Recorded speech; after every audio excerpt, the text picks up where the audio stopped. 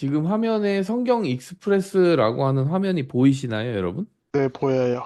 네, 보이시는군요. 네, 이 성경 익스프레스 지금 제가 오늘 슬라이드를 몇 개 보여드리도록 하겠습니다. 네. 저 성경 익스프레스라는 책을 여러분이 기독교 서점에 가면 찾아보실 수가 있고, 그걸 슬라이드로 이렇게 제가 가지고 있는 게 있는 건데요. 네. 도움이 될 만한 부분 오늘 간단히 개관을 해드리도록 할게요. 아무래도 이제 우리가 성경을 읽는다라고 하는 컨셉으로 지금 통독을 하는 거잖아요. 그렇기 때문에, 통독을 하기 위해서 좀 브로드한 맵이 필요하지 않나, 이런 생각이 듭니다. 우리가 한 구절 한 구절 파고들고 깊이 있게 이제 이해하고 하는 그런 연구, 묵상 이런 모드의 성경 읽기도 있지만 통독이라고 하는 것은 큰 흐름을 잡아가면서 빠르게 읽는 거잖아요. 그래서 천천히 곱씹으면서 읽는 것이 연구나 묵상에 가깝다면은 통독은 빠르게 읽는 것이기 때문에 전체 내가 어느 흐름 가운데 어떻게 가고 있는지에 대한 전체적인 이해를 가지고 있는 게 도움이 됩니다. 그래서 뭐 기초적인 상식을 한번 이야기해 보도록 할게요. 여러분 구약 성경이 몇 권이죠? 총? 구약 성경이 몇 권으로 돼 있나요? 자, 여러분 참여하셔도 좋습니다. 네. 저기 지금 채팅창에 누가 말씀하시는군요. 39요. 그쵸. 여러분, 이거 오디오 녹음되는 것 때문에 말씀 안 하시는 건가요? 네. 우리 성원 형제. 네. 네, 구약 성경은 이제 39권이죠. 여러분, 구약과 신약이라고 하는 것이 뭐 어떤 차이가 있는지는 아시죠, 여러분? 올드 테스트먼트 그리고 뉴 테스트먼트 기준은 올드 테스트먼트는 예수님이 오시기 전에 쓰여진 하나님의 말씀 성경이고 뉴 테스트먼트는 예수님이 오신 후에 예수님의 행적과 예수님 다시 오실 내용에 대한 요한계시록까지 포함하여서 뉴 테스트먼트라고 구성되는 건 알고 있으시고요. 여러분, 그래서 올 테스트먼트는 이렇게 39권으로 되어 있습니다. 네. 근데 지금 여기 그림에 약간 여러분이 이 지금 그림의 의도를 볼 수 있으실 텐데 39권이라는 게 기억나기 쉽도록 지금 이 글자당 번호를 매긴 거 보이십니까? 올드 할 때 세 번째 3. 여기 테스트먼트가 스펠링이 9개로 돼 있어서 9. 여러분 39권이라고 이렇게 기억하시면 됩니다. 네, 신약은 그러면 뭐냐? 네, 신약은 3, 9를 곱하면 27이에요. 27. 그래서 27권이랍니다. 네. 그럼 신구약 성경을 다 합치면은 39권과 27권을 합쳐서 66권이다. 이렇게 기억하시면 되고요. 그리고 성경은 좀 주제별로 나누어지게 되는데, 역사와 체험과 예언, 이렇게 나누어지는 것이 보통 장르 구분입니다. 그래서 여러분, 역사라고 하는 장르는 좀 내러티브 식으로 스토리 라인이 이렇게 흘러가는 형식으로 되어 있고, 체험이라고 하는 것은 아무래도 뭐 개개인이 신앙생활을 하면서 느끼는 감정이나 혹은 하나님께 했던 기도라든지 혹은 찬양이라든지 이런 것들을 이렇게 어, 그 문학의 장르로서 정리해 놓은 것을 체험이라고 하고 예언은 또 하나님께 받은 그 묵시와 예언을 전하는 선지자들의 글이라고 할 수가 있는데요. 우리가 구체적으로 보면은 여기에 이 책들이 구분되어 있는 것을 보시면은 좀 더 이해가 되실 거예요. 창세기, 출애굽기, 레위기, 민수기, 신명기, 여호수아, 사사기, 룻기, 사무엘상하, 열왕기상하, 역대상하, 에스라, 느헤미야, 에스더 이런 책들은 실제 어떤 일이 어떻게 일어났는가, 어떠한 사람이 존재했는가 이런 스토리 라인을 구성할 수 있는 책들이에요. 스토리 라인이 존재하는 책이다. 자, 지금 이 위쪽에 있는 17권은 구약 성경에서 역사에 해당되는 역사서에 해당되는 부분을 이렇게 추려 놓은 것이고요. 이 아래쪽에 있는 초록색 책들은 당연히 신약 성경에서 역사의 장르에 해당되는 부분을 이렇게 골라 놓은 거죠. 어떤 일이 순차적으로 어떻게 일어났는지에 대한 기술이 되어 있는 책들을 이렇게 지금 구분할 수가 있고요. 체험이라는 건 뭘까? 체험이라고 하는 것은 시간의 흐름이 없는 거죠. 그냥 한 곳에서 한 장소에서 그 한 개인이 하나님과 소통하고 소화했던 그 이야기들이 들어가 있는 것인데 여러분 욥기, 시편, 잠언, 전도서, 아가서 이런 책들은 개개인의 그 체험, 신앙 체험이 담겨져 있는 거죠. 욥기는 욥이라는 한 개인이 경험한 하나님에 대한 이야기.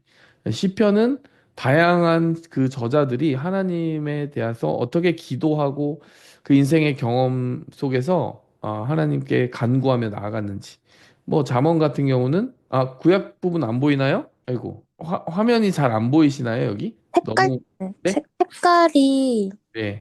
그 연하죠. 흰색이 거의 너무 화면이 너무 하얘요. 화면이 하얗군요 지금. 네, 아, 색감이. 제가 네. 내용이 좋아서 스크린샷 하고 싶어가지고요. 그래서 이게 아, 너무 좋겠다. 근데 나중에 해주셔도 좋을 것 같아요. 아예 안 보이는 부분이 있어요. 체험 같은 경우는 아예 안 보여요. 책 이름이 안 보이는군요. 예, 예. 아쉬운데요 이거. 그러면은 제가 이거 끝나고 요 그 슬라이드를 아예 드릴게요. 네, 이걸 드려야 되겠네. 아예. 네. 자, 그렇고 이제 체험을 보면 욥기 시편 잠언 전도서 아가서 같은 경우는 이제 시편은 다양한 사람들의 기도, 잠언 같은 경우는 이제 지혜의 글들을 모아놓은 거잖아요. 신앙인들이 이렇게 신앙생활하는 것이 하나님 앞에 지혜롭겠다라고 하는 내용들이 담겨져 있는 것이고, 전도서 같은 경우는 솔로몬이라고 하는 그 왕이 인생의 허무에 부딪혔을 때 그 인생의 의미를 어떻게 규정할 것인지에 대해서 요약하고 자기가 느낀 것들을 묵상한 것들을 이제 담아낸 책이고, 아가서도 연인 관계 속에서 그 감정을 이렇게 잘 녹여서 만든 글인데, 그것이 하나님과 하나님의 백성 사이의 그 관계를 비유하는 유비로서 굉장히 좋은 가치를 가지고 있어서 이 체험 부분에 이 장르에 들어가 있죠. 지금 그리고 신약 성경 부분에서는 로마서, 고린도 전후서, 갈라디아서, 에베소서, 빌립보서, 골로새서, 데살로니가 전후서, 디모데 전후서, 디도서, 빌레몬서, 히브리서, 야고보서, 베드로 전후서, 요한 1, 2, 3서, 유다서까지 잘 안 보이시기에 제가 다 읽어드렸는데요. 지금 여기 제가 언급한 신약 성경의 21권의 책은 역사서가 아닌 체험으로 구분이 되어 있죠, 지금. 주제상. 왜 그러냐면은 편지이기 때문에 그렇습니다. 네, 한 그 개인이 예를 들면 바울, 요한, 베드로 이런 분들이 교회를 향해서 성도를 향해서 보낸 편지들이기 때문에 시간의 흐름이 있지 않고 스토리 라인이 구성되지 않고 한 개인이 정지된 시간 안에서 보낸 편지이기 때문에 체험이라고 이렇게 구분이 되어 있죠. 자, 예언 같은 경우는 이사야, 예레미야, 예가, 에스겔, 다니엘서, 호세아, 요엘, 아모스, 오바댜, 요나, 미가, 나훔, 하박국, 스바냐, 학개서, 스가랴서, 말라기서 이렇게 지금 17권의 구약 성경과 그리고 신약 성경에서는 요한계시록 한 권이 예언에 해당됩니다.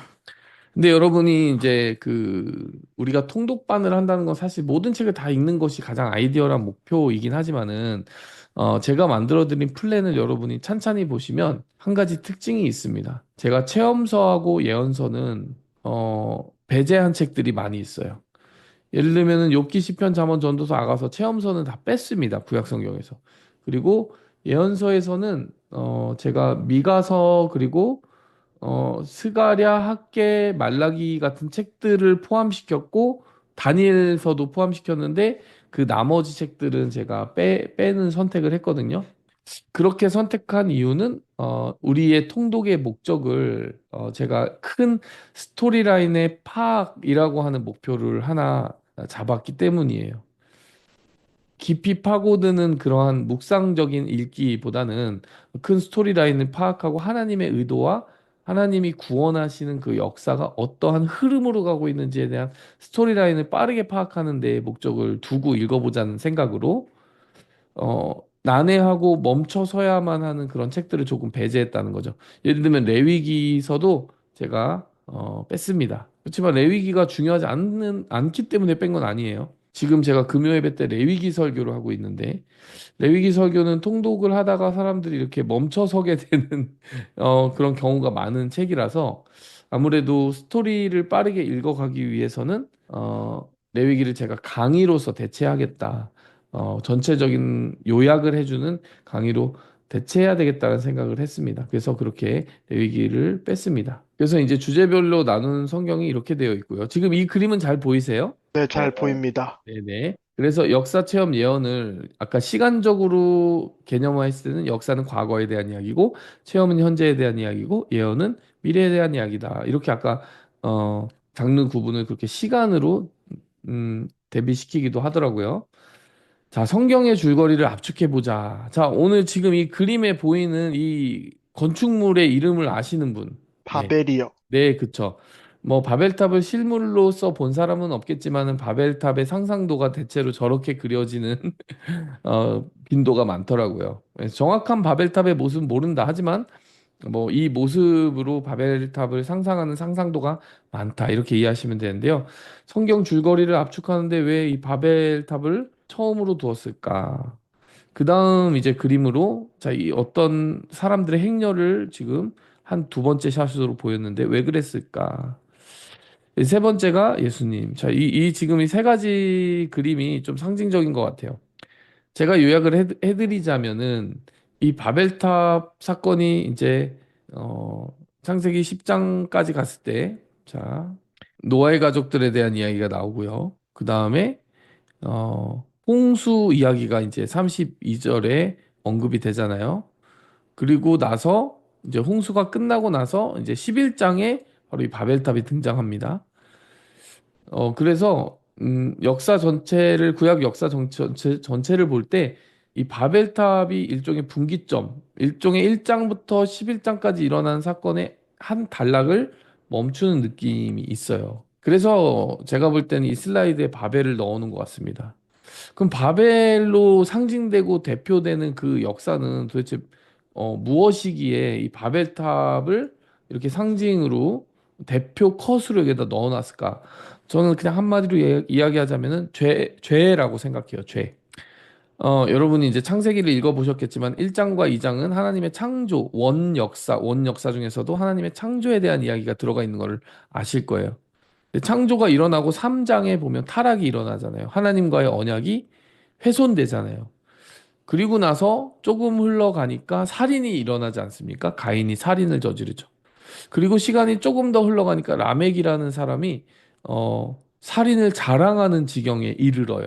그러니까 하나님과의 관계가 깨어지고 나니까 이웃과의 관계가 깨어지기 시작하는데 처음에는 그냥 살인이었다가 나중에는 살인을 자랑하는 사람이 생기고 여러분 그 다음 시간이 좀 더 흐르니까 어떻게 되겠습니까? 이제 뭐 전쟁이 일어난다든지 더 큰 규모의 사륙이 일어난다든지 여러분 죄가 확장돼 가고 죄가 정말 더 커져서 온 지면을 덮는 그런 발전적인 죄의 모습을 보게 되는 거죠. 그래서 하나님이 홍수를 내리셔서 그 죄의 모든 흐름들을 멈추셔야만 했다라고 하는 것이 이제 홍수 사건 전까지의 이야기 아니겠습니까? 그리고 홍수가 일어나고 났을 때 지구적인 환경의 변화나 대격변이 일어났을 것이라고 창조 과학자들이 해석을 하는데 그 대목에서 하나님이 홍수 이후에는 사람의 연령이 사람이 살아가는 연수가 120살 정도로 줄어들 것이다라고 말씀하시고 그래서 우리가 홍수 전에 사람들이 막 몇백 년씩 살아가는 그 족보를 우리가 보다가 그 이후에 홍수 이후에 갑자기 사람의 수명이 내려간 걸 볼 수 있고요. 그렇게 한번 죄의 결과를 쓰디쓰게 경험하고 나서 사람들이 또 뭘 했느냐. 우리가 이렇게 홍수를 다시 맞이한다든지 하나님의 심판 때문에 이렇게 흩어지게 되는 것을 우리가 더 이상 참을 수 없다. 그래서 만든 탑이 바벨탑입니다. 이게 바벨탑은 하나님의 뜻에 순종하려고 만든 탑이 아니라 하나님이 심판을 내리셔도 견딜 수 있도록 우리가 자치를 하겠다. 하나님의 심판에 대항해 보겠다라고 하는 어떤 의도가 있는 거죠. 하나님이 없는 세계관을 구축해 보려는 시도의 집약물이라고 할 수가 있습니다. 그때 하나님이 내린 심판이 뭐였냐면은 언어가 혼잡하게 해서 갑자기 한 언어였다가 그전에는 다양한 언어가 생겨서 그들이 흩어지게 만드시는 결과가 나왔잖아요. 그러니까 여러분 이 3장 이후의 이야기들, 성경의 3장 이후의 이야기들은 11장까지 죄가 어떻게 발전해 나갔느냐에 대한 얘기를 하고 있는 거죠. 그래서 이제 지금 그것이 하나의 덩어리가 됩니다. 1장부터 11장 하나님은 세상을 아름답게 창조하셨으나 죄로 말미암아 세상이 깨어져 갔다. 이 이야기예요. 1장부터 11장까지. 그래서 사람들은 그 죄의 결과로 아픈 상처들을 받게 되고 심판의 결과를 보게 되고 그리고 바벨탑에 이르러서는 흩어지게 됐다. 이 이야기가 아니겠느냐 이런 생각이 듭니다. 그런데 거기서 이야기가 멈춰지지 않고 여러분 창세기의 지금 이 그림이 상징하는 바는 뭘까요? 혹시 짐작에 가시는 분 있으세요? 자, 여기 막 짐 이사하고 있는 것 같지 않으세요? 혹시 이삿짐 나르는 이 사람들 누구라고 추정하십니까? 혹시 아시는 분? 예? 아시는 분 손 들어주세요. 여러분 누군지는 모르지만 하나님께서 택하신 사람들이고요. 누구냐면 아브라함과 이삭과 야곱과 요셉. 네, 이 그들로 대표되는 사람들인데 히브리 민족을 보여주는 거죠. 좁히자면 아브라함의 가족들을 말한다고 볼 수 있습니다. 여러분 아브라함의 가족들에 대한 이야기가 그 나머지 12장부터 50장까지 창세기 역사에 굉장히 많은 포션을 차지하고 있어요. 시간만으로 따지자면 1장부터 11장까지의 이야기가 훨씬 더 분량이 많아야 되는데 그렇지 않고 12장부터 50장까지 한 가족의 역사, 가족사죠 사실은. 어떻게 보면 전 지구적인 역사에 비해서 한 가족에 일어난 일을 이야기를 이렇게까지 매그니파이해서 돋보기로 볼 필요가 있는가 싶을 정도의 의문이 드는데 그런데요, 그것이 우리가 이 창세기를 읽을 때 집중적으로 봐야 되는 부분이에요. 하나님이 왜 이 가족의 역사를 집중적으로 조명하셨느냐? 바로 1장부터 11장까지 아까 일어난 일을 한마디로 요약하면 죄라고 했잖아요. 근데 그 죄로 말미암아 하나님과의 언약이 깨진 것을 다시 돌리기 위해 하나님이 세운 프로젝트가 바로 이 가족을 중심으로 일어났기 때문입니다. 이 가족은 그냥 가족이 아니라 하나님의 역사를 다시 시작해서 어떻게 보면은 모든 무너졌던 것을 회복하기 위한 하나님이 택한 가족이었다는 거죠. 그리고 그들의 삶 속에 그들의 걸음 속에 일어난 일들을 보면 하나님의 의도와 하나님의 구원의 개념이 굉장히 선명히 드러나기 때문에 이 가족의 역사가 굉장히 중요하다는 거예요.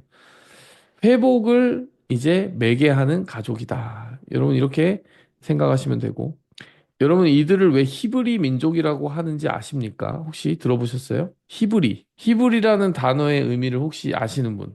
히브리라는 단어의 의미는 건너다라는 의미를 가지고 있어요.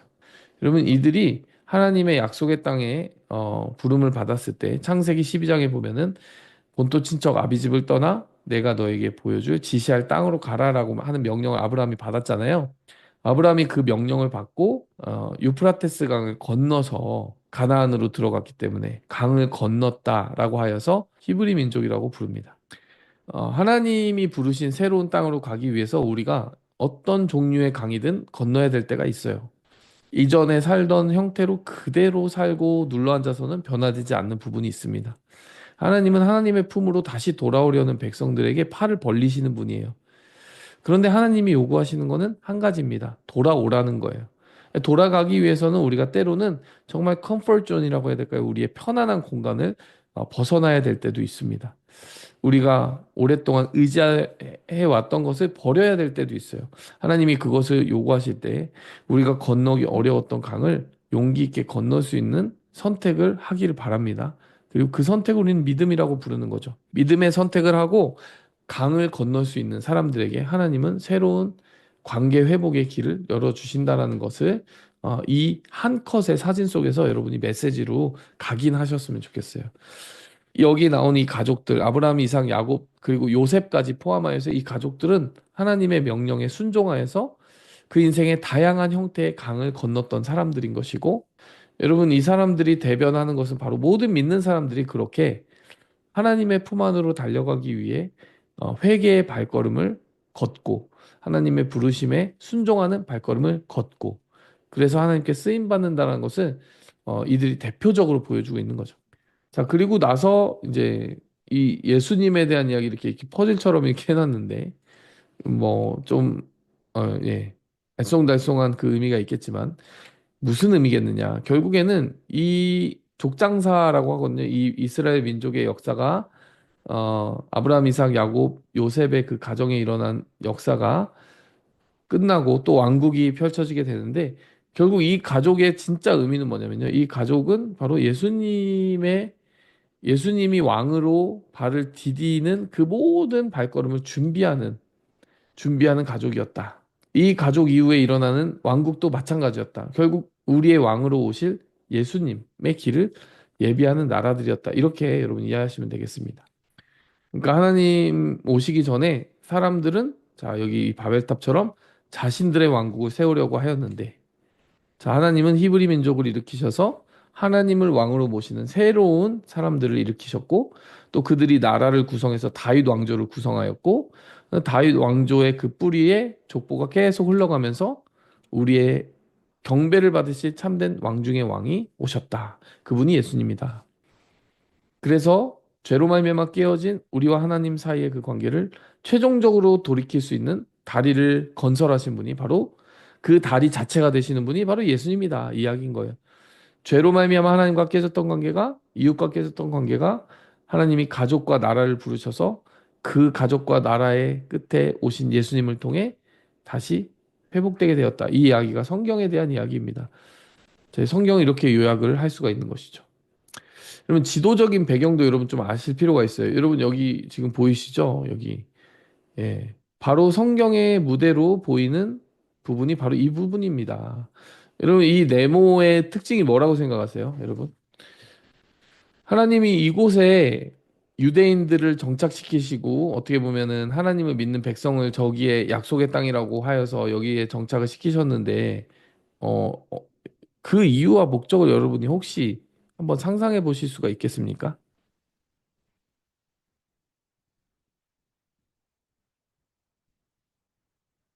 자유롭게 여러분 자유롭게 이야기해 주세요. 네. 아니 통독반이 사실 만나서 하면은 그래서 제일 좋은데 이게 좀 참여를 좀 여러분 해주셔야 되거든요. 지명을 해볼까요? 수로 형제님 네. 뮤트 아니, 이게 푸셨어요. 네. 균등하게 이렇게 나눠진 건가요? 인종별로? 아 인종별로요? 네. 아, 그런 건 아닐 텐데, 인종이 생기기 전이니까. 또, 네. 인종은 그, 생기긴 했을 거죠. 근데 이제 이곳에 하나님이 바로 이 지역에 왜 이스라엘 국가를 세우고자 원하셨을까 보면요. 한 가지 이 지역의 특징이 있습니다. 유럽 대륙과 아시아 대륙과 아프리카 대륙에 다 접해져 있다는 생각을 하실 수가 있죠. 그래서 사실은 이 아프리카에서 굉장히 대표적인 강대국이 어디였냐면 이 나일강 주변의 이집트. 이 유럽을 대표하는 강대국으로는 헬라 제국, 알렉산더가 이끄는 그리스 제국과 그리고 그 이후에 일어난 로마. 그래서 그레코 로만이라고 하잖아요. 그렇죠? 그레코 로만. 여러분 이 아시아 지역에서는 이쪽에서는 어느 제국들이 일어났습니까? 바벨론이나 페르시아, 아수르와 같은 제국이 일어났어요. 그리고 역시 여기에도 큰 강들이 있었죠. 유프라테스 강과 티그리스 강이 있었죠. 여러분 보면요, 이 바로 이 네모칸의 이 바로 성경의 주된 무대가 되고 하나님의 백성들이 약속의 땅으로 받았던 이 지역의 특징은 뭐냐면 이 강대국 사이에 둘러싸여 있었다라는 것을 볼 수가 있어요. 자, 이곳에 사는 게 즐거울까요? 아니면 힘들까요? 여러분이 이제 뭐 판단하시기 나름이겠지만은 여러분 이렇게 그 고래 등에 새우등 터지는 고래 싸움에 새우등 터지는 지역이 바로 이 지역이라고 해석을 한다면 참 힘들 거예요. 그렇죠? 비슷한 느낌을 주는 나라가 여기 있습니다. 여기 한국이죠. 한국. 한국도 여러 가지 그 나라들의 그 알력의 사이에 끼어 있잖아요. 그렇죠? 바로 이 나라가 그런 어떤 바로 이 지역이 그런 특징을 가지고 있는데 또 그것을 뒤집어서 이야기한다면 하나님께서 이 나라, 이 작고 작은 나라가 바로 이 강대국들의 틈바구니에서 생존할 수 있도록 도우신다면 하나님의 살아계심과 하나님의 전능하심이 그보다 더 잘 드러날 수 있겠느냐라는 생각도 전 해봅니다. 하나님이 이 작은 나라를 이 힘센 나라들 사이에서 지켜주시고 하나님의 살아계심을 드러낼 수 있도록 어떻게 보면 가장 효과적으로 이 지역 속에서 하나님이 이 나라가 위치하게 하신 게 아니겠느냐. 또한 이들은 이 3대륙에 접하고 있기 때문에 하나님의 역사를 그리고 하나님의 살아계심과 하나님이 어떠한 분이신지에 대한 지식을 유통하기에는 이보다 더 좋은 허브 역할을 할 수 있는 공간이 없는 거예요. 이곳에도 유럽에도 아시아에도 아프리카에도 복음이 흘러가야 하겠는데 정말 신속하고 빠르게 그 복음이 흘러갈 수 있도록 하는 곳이 바로 이곳이죠. 하나님이 구원의 역사를 다시 흩어졌던 하나님의 사람들을 다 하나님 품으로 다시 돌이키기 위해서 하나님이 어떠신 분인지 알리셔야 되겠는데 바로 이 지역이 그러한 프로젝트를 위해 가장 효과적인 곳이었다. 이렇게 여러분 생각해 볼 수 있을 것 같아요. 지도만 보아도 하나님의 마음이 느껴진다는 거죠. 그래서 지금의 국가들 국가명을 가지고 여기다가 지금 이제 구성을 해봤습니다. 여기 지금 현재는 현대 이스라엘이 여기 있고 레바논, 시리아, 이라크, 요르단, 이란, 터키, 이집트. 지금 현대 국가들이 이렇게 포진해 있는 곳이 바로 여러분 성경의 무대가 되는 곳이라고 할 수 있고요. 그래서 성경에 이제 그 세계를 직접 그려봐야 되겠는데 여러분 지도 잘 보이세요? 혹시? 색깔이 연해서 잘 안 보이시려나요? 보이세요? 네, 잘 보이시는군요. 자, 여기 보면은, 자, 1번. 뭐, 이렇게, 이걸 먼저 그리라는 거예요. 여러분이 지도를 그려보세요. 그려보시면 도움이 많이 됩니다. 요 1번 라인을 먼저 그리시는데, 바로 이 바다가 뭐겠어요? 지금 제가 커서로 가리키는 이 바다가 지중해입니다. 지중해. 메디테레니안 씨. 그쵸? 그리고 이쪽에 있는 이 지금, 2번 보이시나요? 2번? 자, 2번을 뭐라고 부르는지 혹시 아시는 분? 2번에 있는 이 강이 무슨 강이죠, 여러분? 네. 2번에 있는 이 강, 여러분, 나일강? 나일강입니다. 나일강. 나일강이고 여기에 있는 이렇게 삼각형 형태로 되어 있는 것 삼각주라고 하고요. 그 나일 델타라고도 하잖아요. 델타라는 것이 삼각주라는 뜻인데 이 강이 와서 여기에 이 광범위한 영역에 범람하기 때문에 이 지역이 굉장히 비옥한 지역이고, 그래서 여기서 굉장히 수확량이 많을 거 아니에요. 그렇죠? 그리고 나일강은 주기적으로 범람하는 강으로 유명합니다. 근데 범람할 때마다 그 강바닥에 있는 그 풍부한 미네랄과 유기물들이 유역을 적시기 때문에 그 범람을 이집트 사람들은 굉장히 반겼어요. 홍수가 아니라 축복이라고 여겼습니다. 실제로 범람이 되지 않고 이렇게 비가 좀 적으면 농사가 잘 안 되는 거죠. 지금처럼 뭐 여러분 우리가 뭐 나이트로젠 질소 화합물을 가지고 이렇게 비료를 만드는 시대가 아니잖아요. 그렇기 때문에 강바닥에서 끌어올려진 그 유기물들이 이 주기적으로 이 땅을 적시는 그 과정이 이 나일강의 축복으로 알려져 있고 여러분 그렇기 때문에 이 나일강 유역에 세워진 강력한 제국이 바로 이집트 제국인 거죠. 여러분 뭐 인더스트리얼 레볼루션 그러니까 산업혁명이 일어나고 나서야 뭐 그런 어떤 강을 끼고 있어야 뭐 강대국의 조건이 되고 그런 건 없었지만 여러분 그 전에는 여러분 무조건 농경 사회잖아요. 농경 문화를 꽃피울 수 있는 곳이 강대국의 발상지로서 가장 유리한 것이에요. 그래서 여러분 강대국의 발상지를 보면 꼭 강이 있어요. 그래서 여러분 이 나일강은 바로 이집트의 활동 무대가 되는 것이고 이집트와 나일을 빼놓을 수는 서로 분리시켜서 생각할 수 없다. 여러분 마찬가지로요. 여러분 이 지도에 지금 이쪽에 있는 이 두 강 보이시죠? 여기에 있는 이 긴 강이 유프라테스 강이고요. 그리고 조금 더 동쪽으로 간 강이 티그리스 강입니다. 그리고 유프라테스 강과 티그리스 강 어마어마하게 길죠. 당연히 이러한 두 강이 어, 바로 이 지역에 있는 제국들을 뒷받침해주게 되는 것이고 이 지역에서 페르시아와 바벨론이 발상하게 되는 거예요. 아수르 제국도 이 두 강 유역에서 탄생하게 되는 거죠.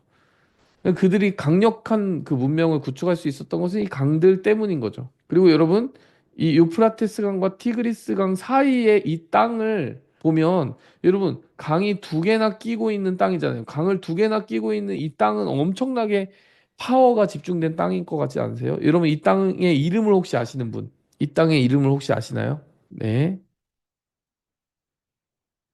메소포타미아. 들어보셨나요? 메소포타미아? 네, 메소포타미아 땅입니다. 뭐 메소라는 것 자체가 사이를 의미하는 어근입니다. 그래서 뭐 음악 하시는 분들 메소포르테라고 하잖아요. 메소포르테, 메소피아노, 그쵸? 메소라고 하는 게 이 가운데 사이 그 정도를 의미하는 것인데 이제 포타미아라고 하는 게 강 사이의 땅이다라고 하는 의미를 가지면서 두 강 사이의 땅이다라고 하는 게 메소포타미아라고 하는 단어의 의미입니다, 여러분. 성경에서 메소포타미아 중요한 거죠.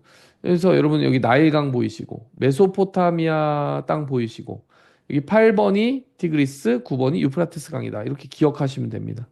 7번은 뭘까요, 여러분? 7번. 제가 번호 순서대로 지금 말하고 있지는 않은데 7번.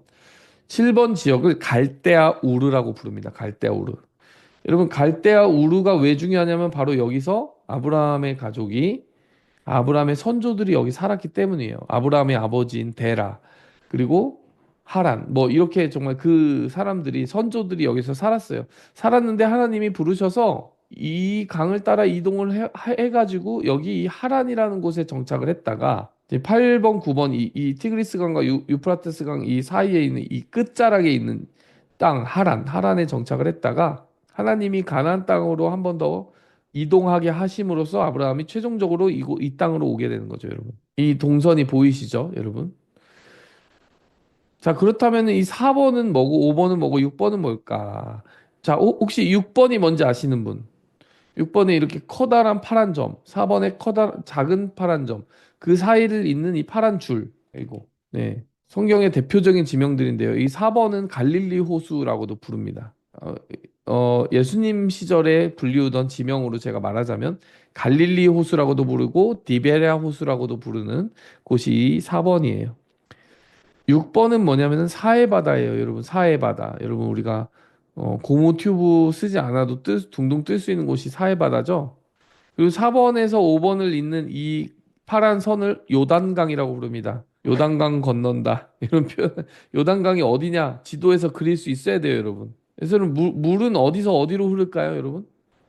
4번에서 6번으로 흐릅니다. 그래서 6번은 사해 바다가 된 이유가 뭐냐면은 계속해서 4번에서 6번으로 물이 흐르는 동안 6번에서는 물이 증발하고 그래서 4번을 통해서 이제 갈릴리 호수에서 요단강을 따라 6번 사해 바다까지 오는 그 모든 물들이 증발할 때마다 그 풍부한 유기물과 무기물들이 여기에 이렇게 축적되기 때문에 그 염분과 그 농도가 아주 짙어지고 그래서 사해바다가 된 겁니다, 여러분.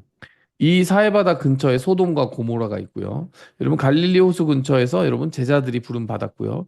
이 요단강이라고 하는 곳을 건너서 약속의 땅에 정복 전쟁이 시작됐기 때문에 여러분 이 지역들을 여러분 자주 자주 성경에서 보게 될 거예요.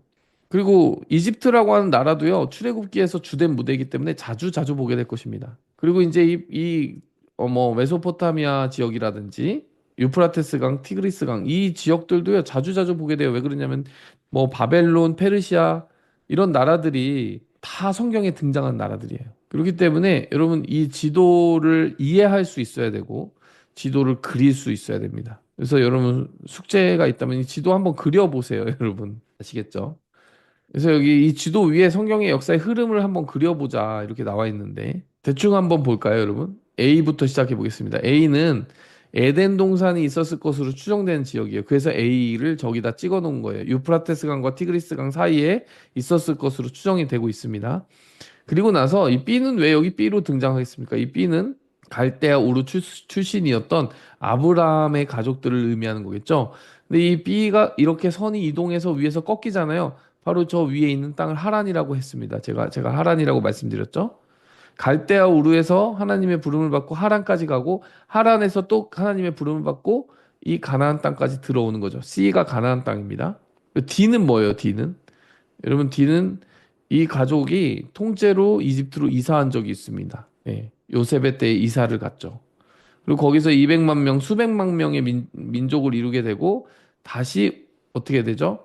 자, 이로 이동하는데 출애굽을 하게 돼요. 이집트를 탈출하게 되죠. 바로 이 아라비아 반도에 있는 시내산으로 인도함을 받아서 십계명도 받고 하나님의 백성으로 살아가는 모든 명령을 받게 되죠. 그리고 나서 F 여기 광야입니다. 광야. 광야를 여기 의도적으로 이렇게 빙글 돌려놨는데 광야에서 40년을 빙글빙글 돌게 돼요. 하나님께서 즉시라도 들여보내실 수 있는 여정을 40년이나 광야에서 돌게 하신 것은 하나님의 백성들이 훈련받게 하시기 위해서 그랬어요. 무려 400년가량을 이집트에 이렇게 노예살이를 하다 보니까 한 나라를 세울 만한 어떤 근성을 갖추지 못한 거예요. 그래서 그들을 하나님의 백성으로 다시 새롭게 거듭나게 하는 훈련이 바로 이 광야에서 있었고 그 훈련이 40년 끝나고 나서 G로 가죠. G. 요단강 동쪽입니다. 여기는 요단강 동쪽에서 제일 먼저 최초의 정복 전쟁이 시작이 돼요. 그리고 거기서 모세가 마지막 설교를 하고요. 그리고 H는 뭡니까? 이제 약속의 땅으로 들어가서 정복 전쟁을 하는 거죠. 그 여기 지금 I와 J가 왜 나오느냐? 이제 여기서 나라를 이루고 오랜 세월을 사는 동안에 이제 나라가 통일왕국을 이루고 또 통일왕국이 분열되고 또 그러다가 하나님의 징계를 받아서 I는 아수르 제국을 말하는 거고요. J는 이제 바벨론 제국을 말하고자 하는 건데요. 북이스라엘은 아수르에 망하고 남유다는 바벨론에 망하는 그런 심판과 징계를 받게 됩니다. 그랬다가 이 K는 왜 나오느냐? 그렇게 세월이 흐르고 흘러서 바벨론 왕국이 이제 페르시아에 의해서 점령을 당하게 되고 하나님이 이 페르시아에 살고 있었던 유대인들을 다시 옛날 땅으로 돌려놓는 아주 놀라운 역사의 변화를 일으키셨어요. 그러니까 나라가 한번 망하면 다시 생기기는 어려운 거잖아요. 그런데 하나님의 백성들에게 그런 일들이 일어났습니다. 그래서 나라가 다시 탄생한 건 아니지만 여기에 살고 있던 유대인들이 자기 정체성을 버리지 않고 잃지 않고 다시 포로 귀환대를 꾸릴 수 있는 기회가 열렸어요. 그 당시 페르시아의 고레스, 키루스 2세라고 하는 왕이 바로 그러한 허락을 해주는 선택을 하게 됩니다. 그래서 뭐 여기 L과 M 이렇게 나타나고 있는데 뭐 이 시대가 바로 어, 다시 포로 귀환의 역사가 일어났던 시대라고 이야기할 수 있을 것이고 여기 지금 십자가 그려놨잖아요. 예수님이 탄생하신 그 순간으로 역사가 근접해가는 흐름을 볼 수 있어요. 이 복잡한 라인들 여러분 지금 한눈에 안 들어오실지 모르겠지만은 계속해서 지도를 의도적으로 살피시면서 네, 여러분이 한번 보실 수 있으면 좋겠습니다. 네. 네, 이렇게 여러분들 좀 일단 객관적인 내용을 좀 나눴고요. 네. 창세기만을 두고 제가 이 도표로 조금 확실하게 말씀을 드릴게요. 자, 창세기 어떻게 흘러가죠? 하나님이 창조하셨다. 창조된 세상이 타락했다. 그리고 하나님이 타락한 세상을 홍수로 심판하셨다. 그리고 바벨탑 사건을 통해서 다양한 민족으로 분화되었다. 그런데 분화된 민족 중에서 하나님이 히브리 민족을 택하시는 과정이 바로 이 가족들의 역사에 나타나는 거죠. 아브라함과 이삭과 야곱과 요셉의 이야기를 통해 하나님이 하나님의 구속사, 구원의 역사를 일으킬 수 있는 사람들을 일으키셨다. 네, 이렇게 정리를 할 수가 있겠습니다. 네. 여기까지 이제 창세기 개관 아주 간단한 버전으로 여러분 어, 나눠봤는데 혹시 질문이 있으신가요?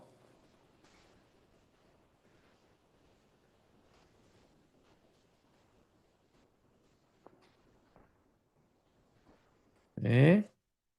혹시 오늘 만약에 읽으신 분들은 혹은 읽으시면서 질문을 가지게 되신 부분이 있으세요? 네. 수로형제님. 네. 아이고, 네. 감사합니다.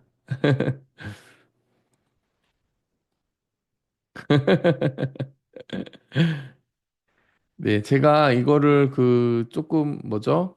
슬라이드도 나눠 드릴게요. 슬라이드 같은 거 자료들도 여러분들 그 방에다가 볼 수 있도록 나눠 드리겠습니다. 네. 뭐 잠깐의 시간을 조금만 더 할애해서 오늘 읽은 정도 분량까지만 제가 빠르게 가볼게요. 창세기 1장에서 여러분 최초의 세상이 있었고 하나님은 세상을 보시면서 하나님이 지으신 세상이 아름답고 선하다라고 이야기하셨어요. 감탄하신 거죠. 그리고 하나님은 하나님의 형상으로 인간을 지으셨습니다. 하나님은 누구신가? 하나님의 선하심과 아름다움으로 세상을 충만하게 채우시는 분이다라고 하는 것을 알 수 있죠. 창세기 2장이 보여주는 내용은 뭐였냐면 사람이 누구냐 그러면 하나님의 창조 안에서 사람은 도대체 왜 지으신 거냐 이야기가 나와 있죠. 어, 그 내용들을 살펴보면요. 하나님은 사람과 언약을 맺기 위해 인간을 지으셨다는 걸 알 수 있습니다.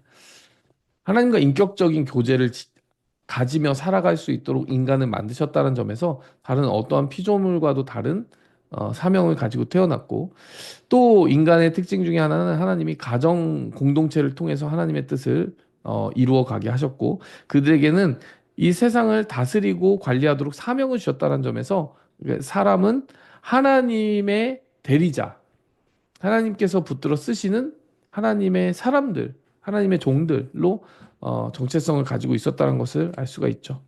그럼 원죄는 무엇인가? 여러분 원죄는 하나님과 인간의 관계가 깨어지는 그 사건 아니었겠어요, 여러분? 제가 이제 여기다가 그 원죄에 대해서 이야기하면서 하나님의 질문 뭐 이런 얘기를 넣어놨는데, 네. 예. 하나님이 질문하시잖아요. 누가 너의 벗었음을 내게 알렸느냐? 누가 뭐 너에게 그 나무 열매를 먹게 하였느냐? 또 여러 가지 질문하십니다. 어디 있느냐? 아담아, 너가 어디 있느냐? 이런 질문도 하시고요.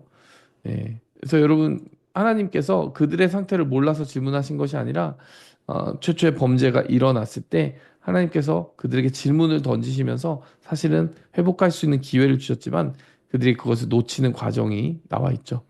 근데 최초의 복음은 무엇이었냐면은, 하나님이 이렇게 말씀하시잖아요. 여자의 후손과 뱀의 후손이 원수가 될 것인데, 어느 날 여자의 후손이 어, 그 뱀의 후손의 머리를 크러쉬하게 될 것이고 부수게 될 것이고 뱀의 후손은 여자의 후손의 발 뒤꿈치를 물게 될 것이다. 뭐 이런 이야기가 여러분 창세기 3장에 나오잖아요. 그 내용이 바로 십자가에 대한 예고라고 보시면 되겠습니다. 예, 사탄은 예수님을 십자가에 다는 정도까지 예수님에게 상처를 입혔죠. 그런데 예수님은 부활하심으로써 사탄의 모든 권세가 허위라는 것을 폭로하고 드러내고 망가뜨리셨기 때문에 최후 승리자가 되셨잖아요. 그래서 이 복음의 내용이 여기 들어있고 그래서 그것을 원시 복음이라고 이야기합니다. 그리고 여기 최초의 은혜가 담겨 있다 저는 이렇게 표현을 해봤는데 왜 그러냐면 여러분 그들이 죄를 짓고 나서 무화과나무 잎으로 가리려고 했는데 그들의 수치와 죄에 대한 결과를 가릴 수 있는 것이 아니었어요. 하나님이 대안을 주셨는데 대안이 무엇이었냐면은 가죽 옷이었습니다. 여러분 기억나세요? 읽으시면서 가죽 옷 기억나세요? 그전에는 죽음이 없었고 그 아니, 그 선악과를 먹으면 너희가 죽을 것이다라고 이야기했는데 죽게 될 것이라고 한 아담과 하와가 먼저 죽은 것이 아니라 아담과 하와에게 입혀질 가죽 옷이 되기 위해서 어떤 동물이 먼저 죽었습니다. 여러분, 그것이 또한 십자가의 은혜와 너무 닮아 있는 거죠. 우리의 죄와 수치를 가리우시기 위해서 죽으셔야 했던 어린 양이 우리의 죄를 씻으시고 우리를 죄에서 가리우시기 위해서 죽으셔야 했던 사건이 바로 거기에 모형적으로 나타나는 것 아니겠느냐. 여러분, 이 창세기 3장은 복음과 무관하지 않고요. 예수님의 때에 일어나게 될 그 사건과 긴밀히 연관되어 있다는 사실을 아시면 될 것 같아요. 그럼 이게 창세기 3장이죠. 그리고 창세기 4장에 보면 그 죄가 가만히 있지 않고 계속 역동적으로 확장되어 가는 것을 보게 되고요. 그래서 여러분 그 죄가 너무나 커진 나머지 하나님이 홍수를 일으키시고 그때까지의 족보가 이렇게 수백 년 동안 네, 수명으로 이렇게 나타나는 반면 그 이후로부터는 수명이 점점 줄어든다. 네, 이런 이야기들 네, 우리가 6장까지 본 것이고요. 7장에서부터는 뭐 여기 그 노아의 홍수가 어떻게 일어났는지 뭐 이런 이야기들을 이렇게 나누고 있는데 자세한 내용들은 제가 다 다루지는 못할 것 같고 오늘날의 방주가 뭐겠느냐 뭐 이런 질문들을 한번 답해 본다면 오늘날의 방주는 바로 하나님이 택하신 자들을 함께 모아 네, 세상과 구별되도록 하신 교회가 아니겠느냐 이렇게 적용해 보면 좋을 것 같습니다. 또 여기 제가 여기 질문을 몇 가지 넣어놨는데요. 여기 문은 누가 닫았냐 뭐 이런 질문 제가 문은 누가 닫았냐 왜 이런 질문을 했을까요? 여러분 혹시 저걸 발견하신 분이 있는지 모르겠습니다. 7장에 보면 여러분 노아의 방주가 다 지어지고 노아의 방주에 사람들이 다 방주로 들어갔잖아요. 들어가고 나서 여기 보면 재밌는 표현이 있습니다. 여호와께서 그를 들여보내고 문을 닫으시니라. 여러분 문은 누가 닫았죠? 여러분 이 노아의 방주의 문은 하나님이 닫아주셨다라는 재밌는 네, 포인트가 여기 있죠. 우리가 생각할 때 어떻게 이러한 그 일들이 일어날까? 어떻게 이 동물들이 종류별로 다 그 숫자대로 다 이렇게 그걸 사람에게 시키라고 하면 할 수가 없는 거잖아요. 그러니까 지금 이 이야기가 말하고자 하는 바는 이 동물들이 지금 이 노아에게 순종하고 있는 것이 아니라 이들을 지으신 하나님의 순종하여서 하나님의 이끄심 따라 일사불란하게 노아의 방주에 들어간 것이고 또한 이 노아 방주의 문을 최종적으로 꽝 하고 닫아주신 분도 하나님이시다. 다시 말하면 이 노아의 방주 이야기의 주인공은 바로 하나님이시고 하나님이 생육하는 모든 것과 또 그 다음 세대를 살려주실 수 있는 키를 쥐고 계신 분이었다라는 내용을 하고 있는 거죠. 이야기하고 있는 거죠. 여러분, 우리가 교회를 볼 때, 가정을 볼 때, 미래의 열쇠를 쥐고 계신 분이 하나님이시라는 것을 잊지 않았으면 좋겠습니다. 그래서 홍수가 이렇게 일어나고 무지개의 언약을 통해서 하나님이 다시는 홍수를 내리지 않겠다고 약속하셨고, 바벨탑 이야기가 있었고, 그리고 창세기 12장에 보면은 한 가족을 택하셔서 이제 하나님의 명령과 구원의 역사를 이룰 리더의 자리에 쓰임 받을 가족을 하나님이 택하신 것이다. 자, 여기까지 나누면 적당한 것 같습니다. 오늘까지 여러분들이 읽었을 1장부터 11장의 분량의 이야기들을 한번 나눠봤습니다. 예. 지금까지 화면이 공유되고 있었나요, 여러분?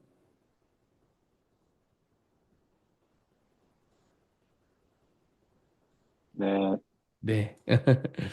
자, 여기까지 나눴는데요. 네. 제가 보여드린 슬라이드 보이셨죠? 네.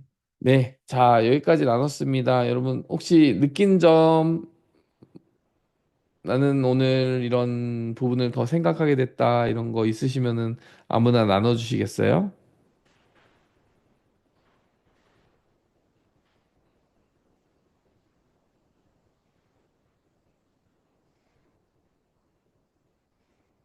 지명하여 불러드릴까요? 지명하여 불러. 네. 혹시 윤숙 자매님? 아, 저는 오늘 한 것에 대해서 느낀 적은 없고 그냥 스스로 네. 네. 아, 한 번도 놓치지 않고 잘 읽을 수 있을까 이런 걱정과 함께 강의를 들었던 것 같습니다. 걱정과 근심을. 네네. 그렇군요. 그리고 주 5일만 해서 좋다. 비즈니스 데이만 하는 게 너무 좋다. 생각했습니다. 그렇죠. 여러분, 캐치업 할 수 있는 시간이 여러분에게 있습니다. 네. 네, 오늘 성경을 읽는 거니까 성경자매 한번 물어보겠습니다. 성경을 읽었으니까.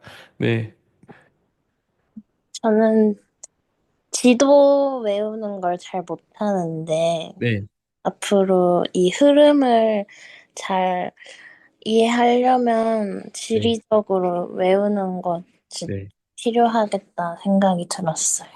네, 네. 우리 오늘 첫 시간이니까 또 한번, 한마디씩만 한번 들어보겠습니다. 한솔이 형제.